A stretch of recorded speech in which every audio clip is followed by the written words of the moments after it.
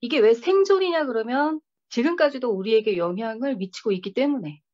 우리나라는 유교적 질서가 굉장히 보편적이고 영향력이 되게 많고요. 중국 같은 경우에는 도교적 질서가 여전히 많이 남아 있어요. 그럼 이제 유교가 뭐냐 그랬을 때 공자에서 시작했다 그랬는데 이게 시작이 공자일 뿐인 거지 공자가 만들어냈다거나 공자가 교주라거나 그런 건 아니에요. 그래서 공자도 뭐라 그랬냐면요. 내 가르침은 내가 지어낸 것이 아니다 그랬어요. 그 여기서 떠오르는 게 있죠. 아, 하늘 아래 새로운 건 없구나. 그렇기 때문에 교주 개념은 아니고요. 기존 개념들이 도라는 게 있었어요.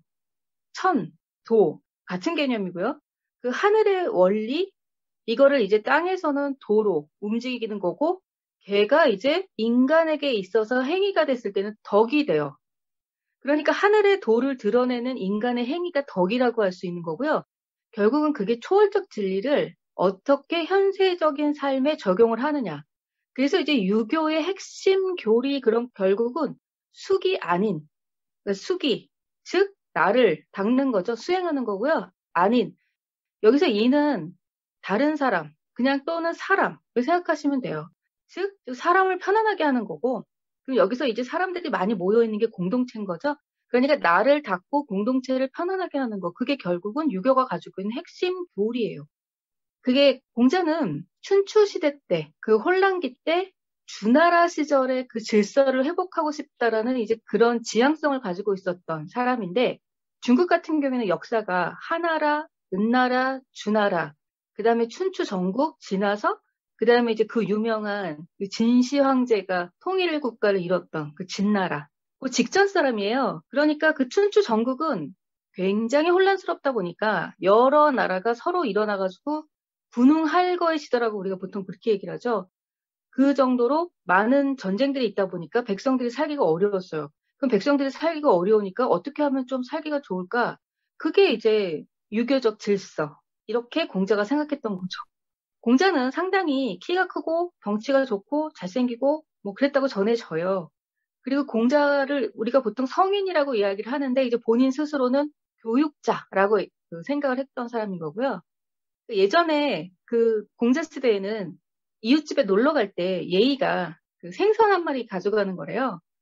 그게 이제 피해를 입히지 않고 또는 적절하게 서로 상대방에게 예의를 표하는 건데 공자가 돈이 많은 사람에게는 학비를 받았지만 돈이 없는 사람한테는 그 생선 한 마리만 갖고 와도 제자로 받아줬대요.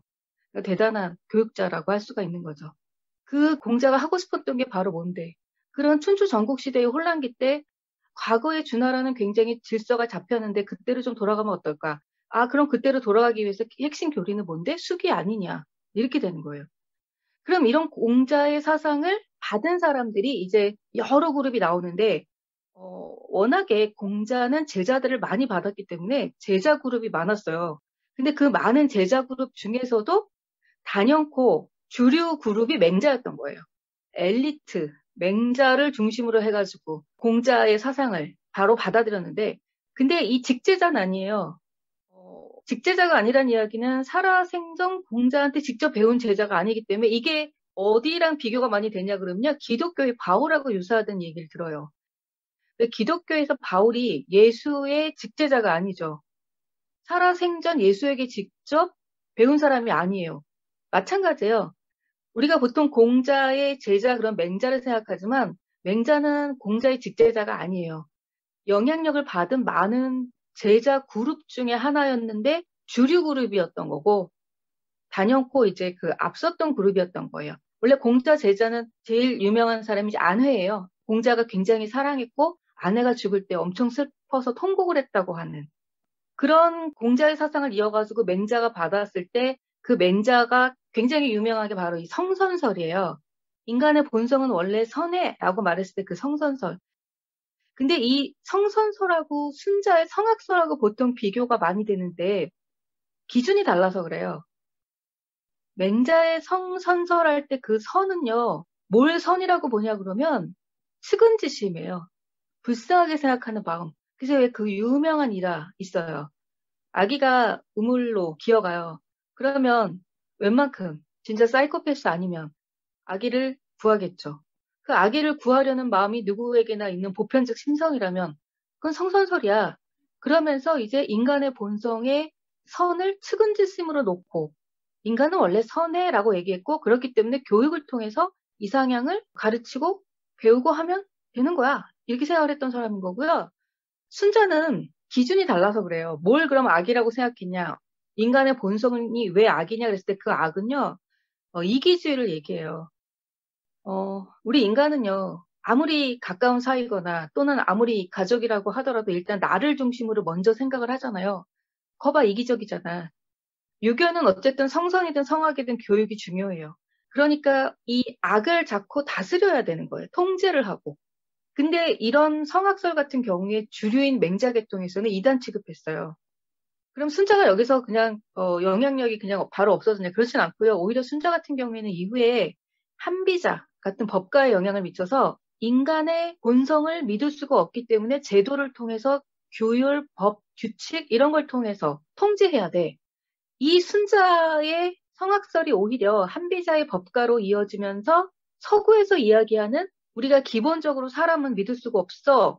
그래서 이제 우리가 그 제도를 불신에 기초한 제도라고 그러거든요. 서양의 제도는 어떻게 성장했느냐 그러면 인간에 대한 본성을 믿을 수가 없기 때문에 인간은 기본적으로 이기적이거든. 그러니까 그것에 대해서 제도를 통해서 제압을 해야 돼. 그게 불신에 기초한 제도예요.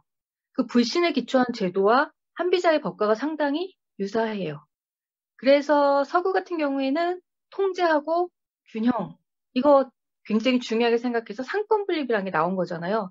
서로 알아서 잘하겠지 그렇게 바라지 말고 균형을 잡기 위해서는 상대가 상대를 칠 수 있는 칼들을 다 주는 거예요. 그래서 입법부가 사법부 눈치를 보고 사법부가 행정부 눈치를 보고 행정부가 입법부 눈치를 보고 이렇게 만들어 놓은 것이 불신에 기초한 제도인 거죠. 사람을 믿지 못했기 때문에 그게 바로 동양에서는 한비자의 법가와 같아요. 그리고 이제 유교는 경전 그러면 이제 뭐니 뭐니 해도 논어인데요. 이게 20편으로 이루어져 있고 전반부 10편은 구전, 입에서 입으로 전달이 된 거고 후반부 10편은 후대에 첨부가 됐다라고 우리가 추론을 해요.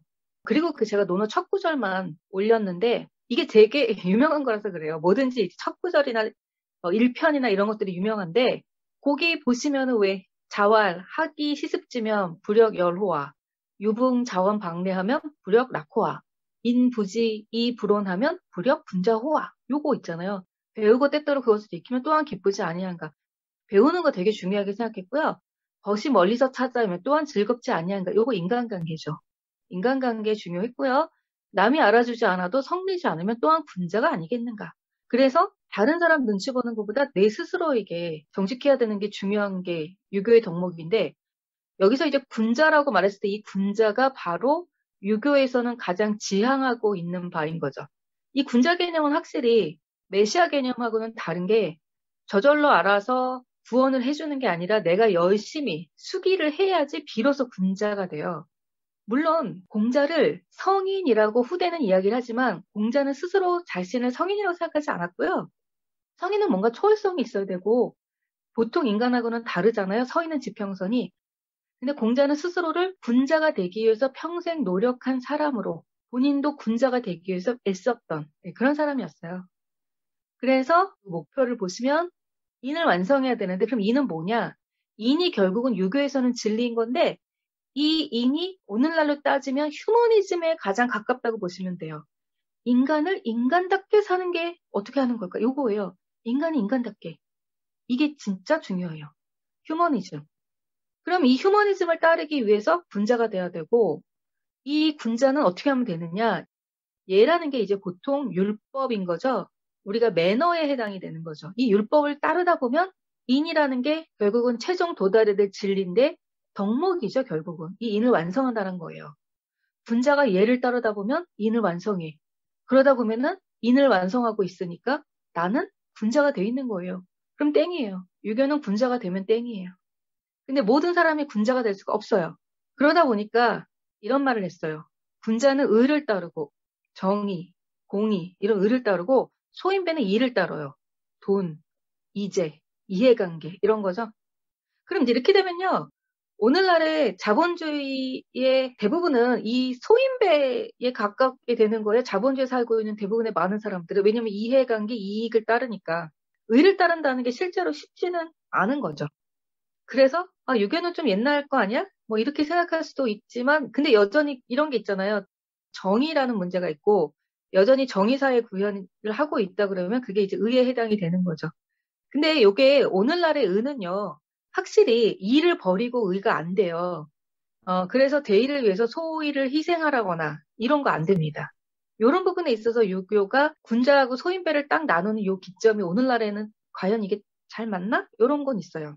그 다음에 이제 이걸 원시유교라고도 하는데 요게 공자의 유교를 얘기해요. 이때는 원시유교, 근본유교라고 하는데 이 유교가 중국에서 역사적으로 흘러 남송 시절에 주희라는 사람이 주자학이라고 해서 상당히 규율을 중시하는 근본유교랑 조금 멀어지고 형식을 중시해요. 근데 요게 조선에서 주류를 형성하고 우리가 조선에서 유교 그러면 그 성리학이 바로 주자학이에요. 그러다 보니까 맨날 뭘 그렇게 하죠. 제사 하나 지내는데도 뭐 3년상을 해야 되는지 1년 반을 해야 되는지 막 이거 가지고 주구장창 싸워. 이런 것들은 사실 주자학의 영향이고요. 그러다 보니까 유교는 너무 실생활과 안 맞아라는 그런 이미지를 갖게 되는데 그거는 사실은 유교 전체가 아니고요.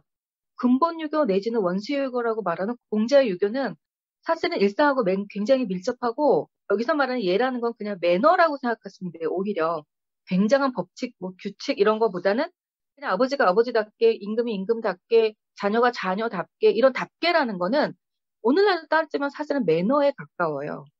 그래서 우리가 유교에 대해서 질색을 하게 된 것은 바로 이 주자학, 조선시대 성리학 때문에 그렇게 된 거고요. 현재도 한국에서는 유학자들이 있고요. 유생도 있고요. 그리고 종교적 형태인 그러니까 신유교도 있어요. 근데 이제 그 수가 많진 않아요. 성균관대학교에서 매년 행사 같은 거를 지내고요.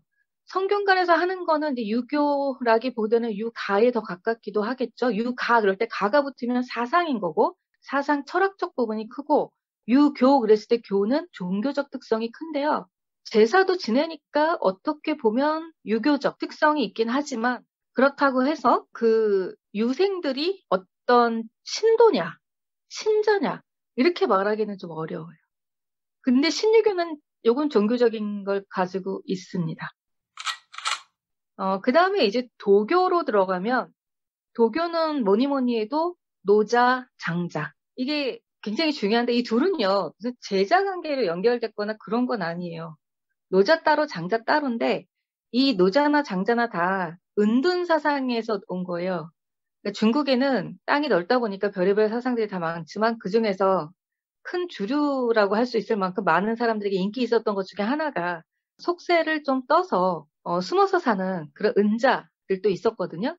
그리고 이런 은둔 사상가들은 특징이 세상이 내 뜻을 펼칠만 하면 뜻을 펼치면 돼요. 근데 세상이 내 뜻을 펼치지 못할 것 같으면 나가가지고 막 혁명하고 개혁하고 그러지 않고요. 왜 공자는 돌아다녔잖아요. 자기를 받아주는 나라를 찾아서. 근데 잘 안 됐죠. 한번 잘 될 뻔하기도 했어요. 원래 이제 공자는 노나라 사람이고 그 공자가 자기의 뜻을 펼칠 뻔했는데 54세의 재상이 됐을 때 3개월 만에 노나라가 질서를 잡았어요. 그런데 이거를 이웃나라인 제나라 왕이 보고 질투를 느낀 거죠. 그래서 당시 노나라의 정공한테 미녀하고 말들을 잔뜩 보내줘가지고 타락을 시켰대요. 그래서 이제 공자가 그래서 이제 노나라에서 그 재상직을 사임을 하고 그리고 나서 계속 이제 유랑 생활을 했던 거고 자기 뜻을 펼칠 나라를 돌아다녔지만 결국은 안 됐다 그래요. 한 14년 방황만 하다가 그냥 다시 집필하고 이러다가 이제 돌아가셨죠. 그러다 보니까 살아생전에 자기 뜻을 펼치지는 못했는데 이후에 그게 영향을 미쳤고 우리나라 같은 경우에는 조선시대 때 매우 큰 영향을 미쳤고 이렇게 된 거죠. 그런데 노자 같은 스타일은 그렇게 공자처럼 내 뜻을 받아줄 나라를 찾아서 뱅뱅 돌지도 않고 후학들을 위해서 남기겠다고 뭐 후손을 위해서 그렇다고 책을 쓰지도 않고 이게 되게 쌈박해요, 이쪽은. 그러면 도덕경은 뭐냐? 근데 이제 도덕경 갖고도 말이 많은데요. 이게 진짜 노자가 실제로 썼냐부터 해서 왜냐면 기록이 별로 없어요, 노자에 대해서. 그래서 노자의 출생 연도 같은 경우에도 공자보다 한 20년 빨랐다라는 게 주류긴 하지만 오히려 공자보다 더 늦었다. 100년 전도 후대다. 뭐 이렇게 말하는 사람까지 있을 정도고 또는 실존 인물이 아니고 그냥 은둔 사상의 집약이다라고 얘기해서 그 노자의 노가 늙을 노자니까 그냥 뭐 이렇게 나이 드신 분 이런 식의 이름이 아니겠느냐라고 말할 만큼 되게 다양한 스펙트럼을 가지고 있는 게 노자인데요. 어쨌든 도덕경이라는 건 있어요. 그리고 그 도덕경이라는 건 은둔 사상의 집약체다 보니까 유교하고 많이 달라요. 여기도 도가 있고 덕이 있잖아요. 그리고 경은 경전인 거고. 근데 유교 같은 경우에는 그 도를 갖다 덕으로서 이제 드러내는 형태가 국가 안에서의 신하로서, 집안에서의 가장으로서 이런 역할에 대한 것을 중시했다 그러면 이 노자가 말하는 도덕경은 그런 스타일들이 아니에요. 국가를 위해서, 공동체를 위해서 무엇을 할 것인가 그거보다는 내가 어떻게 거의 이제 신선이 되는 것 같은 더 높은 경지를 갈 수 있느냐 요거를 중요하게 생각을 해요. 그래서 그 도덕경의 첫 구절이 그 11번에 보시면 예, 도가도 비상도 명가명 비상명 도덕경 1장에 요거 그냥 첫 구절이에요. 그럼 이런 식의 글들이 쭉 있는 거예요. 도를 도라고 하면 도가 아니고요. 이름을 이름이라 그러면 이름이 아니래요. 그러면은 이런 식으로 도덕경이 쭉 이루어져서 결국은 이 도대체 뭐야 이렇게 되는 거죠. 이건 이렇게 생각하시면 돼요. 지금의 포스트 모던 사회랑 이게 되게 잘 맞는 게요. 오늘날 포스트 모던 사회는 기준을 이렇게 딱 잡고 그 기준을 가지고 체계를 잡아서 기승전결 말하는 걸 좋아하지 않아요. 왜냐 그러면 A를 절대적으로 우선으로 놓으면 그 외에 나머지들은 A보다 열등하게 돼버리죠. 이런 거 반대해요. A는 A대로 가치가 있고 B는 B대로 가치가 있어요. 그러니까 A를 A라고 딱 고정시키는 순간 A는 더 이상 A가 가지고 있는 자기가 가지고 있는 많은 스펙트럼을 잃어버리고 그 이름으로 붙여놓은 A에 딱 고정이 돼버린단 말이에요. 그거를 갖다가 반대한 게 바로 도를 도라 할 수 있으니 도가 아니고 이름을 이름이라 할 수 있으나 이름이 아니다. 요게 되는 거죠. 그러니까 제가 방 박사라고 여기서 지금 이제 발표를 하고 있죠. 그런데 지금 발제하고 있는 게 이게 내가 알고 있는 것의 전부도 아니고 유교, 도교라고 말했던 요 사상의 전부도 아니에요. 지금 말해지고 있는 건 지금 말해지고 있는 그 약간의 스펙트럼의 어느 일부분일 뿐인 거죠. 그걸 전부라고 생각하면 문제가 되는 거죠. 이게 노자가 말했던 도기 때문에 이렇게 되면 이제 굉장히 현대 사상하고 가까워지는 거죠. 포스트 모던하고 가깝고 실존주의하고. 근데 장자는 여기서 하나 더 나가서요. 이 장자는 우화집인데 되게 재밌어요. 여기는 이야기 형태로 돼 있어요. 그리고 여기서는 뭘 중요하게 생각하냐 그러면 원초적 혼돈이라는 걸 중요하게 생각하는데 이 원초라는 건 본래 원래 자연 도 이게 모두 원초라고 생각하시면 돼요. 그럼 혼돈은 뭔데? 혼돈은 막 어지러운 상태가 아니고요.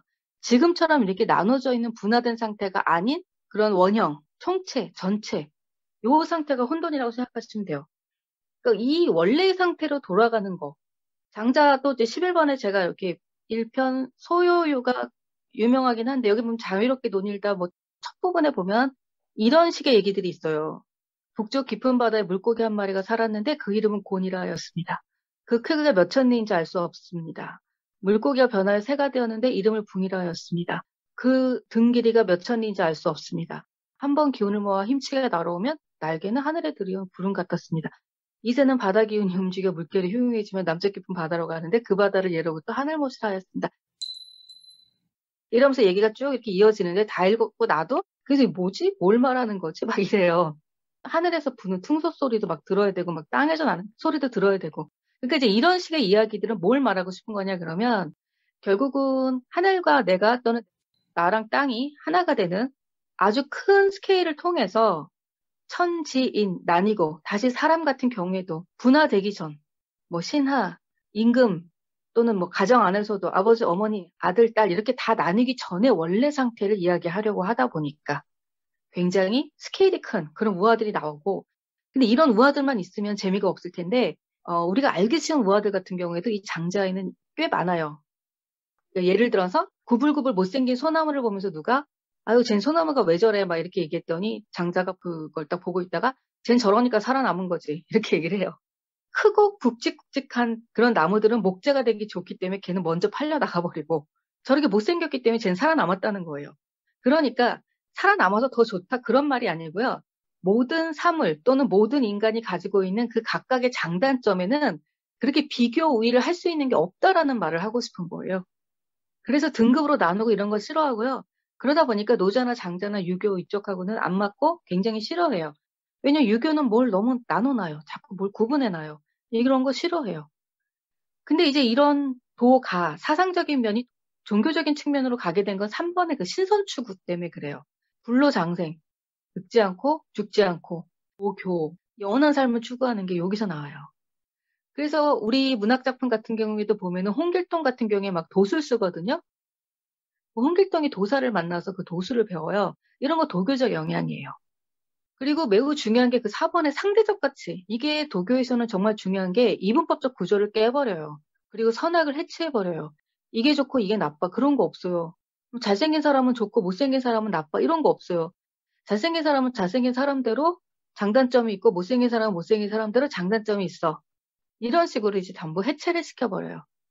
그래서 이제 이거는 무정부주의가 아니냐? 이렇게 말하는 사람들도 있는데 아니라고 이야기를 하고 근데 사실은 거기서 차용할 만한 부분들이 있긴 있어요. 왜냐면 틀을 자꾸 깨니까 울타리를 자꾸 없애니까 그리고 니 거 내 거 이런 걸 나누지 않으니까 그렇다고 해서 노자하고 장자가 공동체 자체를 무시하고 뭐 위아더 월드 이건 아니에요. 그땐 글로벌 세계가 아니었기 때문에 그리고 5번으로 오면은 그 자연이라는 게 굉장히 중요한데 도교에서는 스스로 그러한 것 요거는 한자 그대로죠. 우주, 삼라만상이 모두 자연인 건데 이 자연과 대척점이 서 있는 게 인의인 거고요. 이 인의가 문명이에요. 그러니까 오늘날 우리는 굉장히 이 인위적인 삶을 살고 있는 거예요. 인공, 자기, 현 인간 사회죠.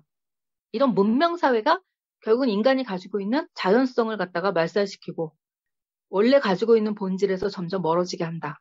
이렇게 보는 거죠. 이러다 보면은 현대 이론 중에서 생태학하고도 만나요. 오늘날 환경 문제랑 너무 잘 맞아요.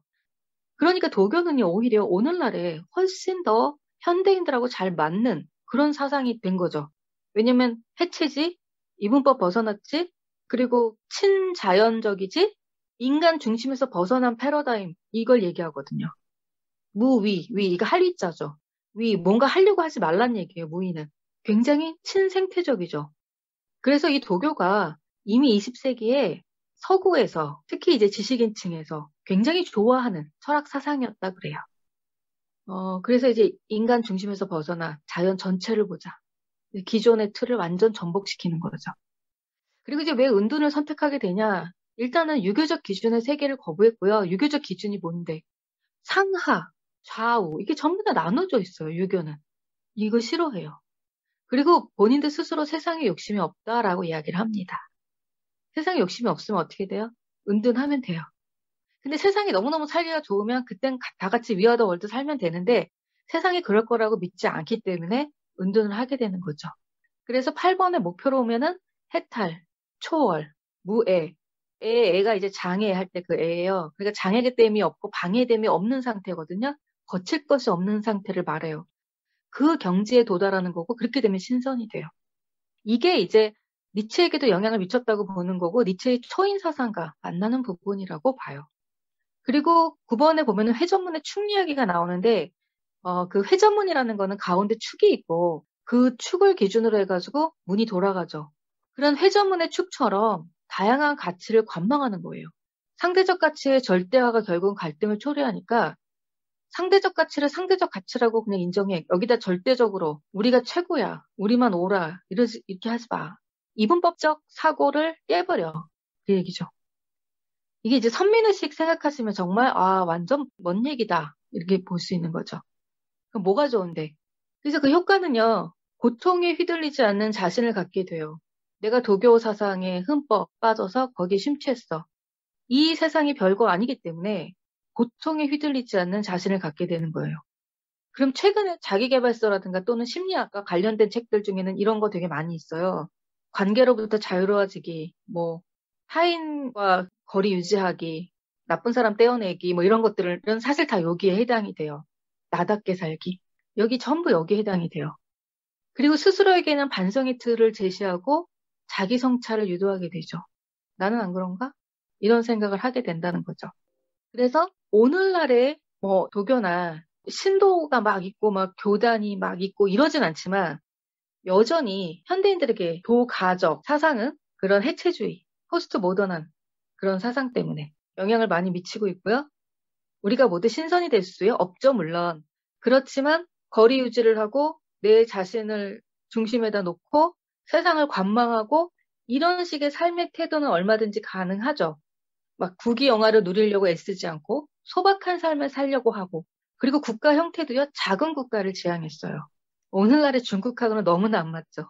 뭐 중국이야 지금 이제 종교를 인정하고 있는 나라는 아니니까. 뭐 그럼에도 불구하고 중국에서 전부 사당을 모시고 있는 그런 집들이 그 사당의 기본 베이스 사상은 유교가 아니고요. 도교예요. 집집마다 사당이 있단 말이에요. 그래서 자기 위패, 조상님들의 위패를 모셔요. 그럼 그게 유교적 질서냐? 거의 도교라고 보시면 돼요. 중국은 아직까지 도교의 영향을 굉장히 많이 받고 있더라. 그래서 이제 막 그 무술하고 날아다니고 막 내공 쌓으면은 그 무공의 경지가 막 하늘에 닿고 막 이런 것도 있죠. 이런 SF 소설 같은 거 도교의 영향입니다. 그리고 유교 같은 경우에는 우리나라에 영향을 많이 미쳐서 여전히 우리에게 상하, 연장자, 장요 요소 이런 것들이 좀 이제 계속 영향을 미치고 있죠. 이게 이제 안 좋게 영향을 미치고 있어서 그 유교가 굉장히 미움을 받고 있긴 한데 이거는 원시 유교, 근본 유교로 돌아가면 공자 자체는요, 굉장히 소탈한 사람이었고요. 아주 평등한 사람이었어요. 물론 까다롭긴 하죠. 뭐 이 정도의 그 천재급 또는 성인급이 안 까다로울 리는 없는데, 그렇지만 사람을 이렇게 지위나 또는 무슨 IQ를 가지고 막 차별하지 않고요. 제자들을 다룰 때도 아내가 나보다 더 어질다, 나보다 더 선하다라는 이야기를 했어요. 그러니까 그 정도로 자기 성찰이 굉장히 잘 돼 있고요. 제자들이 각각 가지고 있는 그 수준에 맞춰서 대답을 해줬기 때문에 그래서 이때는 이렇게 대답하고 저 때는 저렇게 대답하냐 그렇게 생각할 수 있지만 그만큼 상대에 대한 관심과 배려가 컸다는 거예요. 정말 좋은 교육자인 거죠. 눈높이 교육을 하셨던 분이에요. 그러니까 오늘날 우리에게 나쁜 영향을 미치고 있는 그 유교는 주자학인 거고 주자는 또 나름대로 통치 철학으로 만들었기 때문에 그게 그렇게 된 거지. 뭐 일부러 그런 건 아니고 그게 조선에서는 상대방에 대한 일종의 억압과 통제 역할로 하다 보니까 국가 권력이랑 이게 만나면 항상 그렇잖아요. 얘가 변질이 되죠. 원래의 의미를 잃고 통치 수단으로 백성들을 옥죄는 형태로 그렇게 돼버린 거예요. 그런 특징이 있기 때문에 원래 원시 유교로 돌아갔을 때 그 유교는 상당히 인간적이고 휴머니즘이라고 생각하시면 돼요. 그리고 도교라는 것은 오늘날 21세기에서 매우 유용하고 잘 먹히고 서양 사람들도 매우 좋아하는 그런 사상이다. 그렇게 일단 제가 전달하려고 정리한 거는 그 정도로 마무리를 하고요. 그 다음에 이제 뭐 하고 싶은 이야기나 질문이나 이런 거 있으면 같이 나눠보도록 하죠.